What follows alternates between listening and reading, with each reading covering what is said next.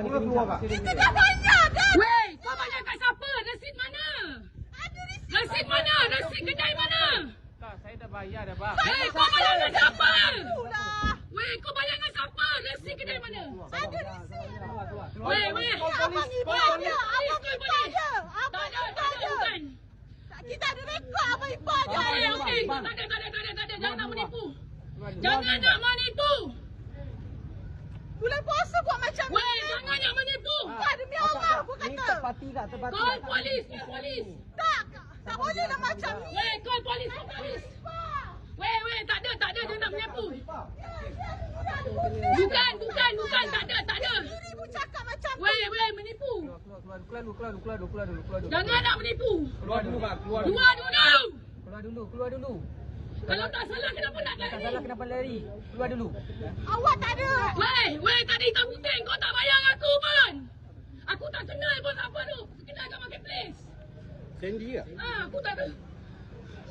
Aku tak tahu bukan biru tu. Dia letak nama Muhammad. Dia nak lari bawa telefon. Dia bagi nama Muhammad. Nak ramai ni ke apa? 16 Promax. Weh, 16 Promax tu keluar bagi telefon tu. Kita pergi balik. Jom balik. Weh, bagi telefon. Tak. Sekarang. Sekejap. Hey. Keluar dulu. Keluar dulu. Kalau betul nak bayar settle balai. Tak apa. Kita Kan pergi settle balik. balai. Tak ada. Bawa telefon dia balik.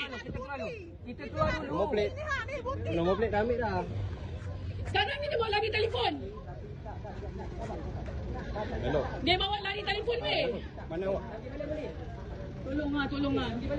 Saya dekat depan kedai ni. Telefon tu bawa keluar. Scam lagi dengan Indon lah. Customer bayar kat Indon lah. Tak, sini clear. Tak, kita boleh lari. Weh, kedai ada je. Kalau aku tipu, kau jangan nak ni tau. Kau pulangkan balik telefon. Kita dah bayar duit. Kita Kau dah bayar dengan dia. Kau tak bayar dengan kedai. Kau bayar dengan dia.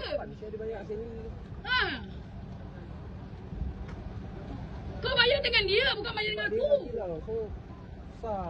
Mana ada 16 Promax jackpot kak? 16 Promax mana ada jackpot? Macam mana boleh percaya orang Indon Dia dengan Sandy. Dia tu orang Indon lah. Jadi orang tengah. Macam hari tu cash kau kena. Dia suruh aku cakap Abang Ipar. Aku cakap sebab tak nak ni. Alakim kena macam ni lah kak. Nampak kak tak beritahu saya? Tu Sandy kak. Dia dah scam banyak swiper. Aku tak tahu. Customer memang dapat harga jackpot, memang dapat terus gerak lah.